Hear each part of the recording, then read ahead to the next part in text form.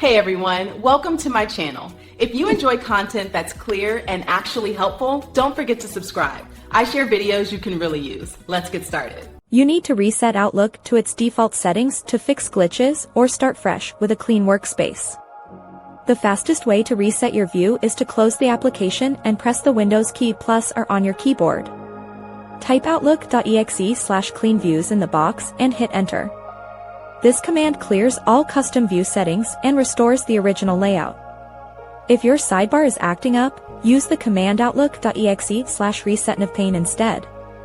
For a total factory reset, you must create a brand new user profile. Open the control panel on your computer and search for the Mail icon. Click on Mail and then select the Show Profiles button.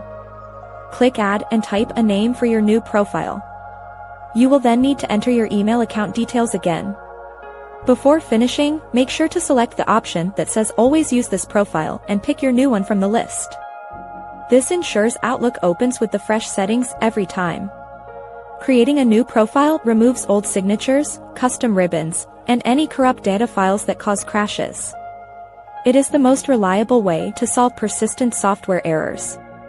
You can also manage your add-ins to improve speed. Go to the File tab, click Options, and then select Add-ins. Disable any unnecessary tools to keep the program light.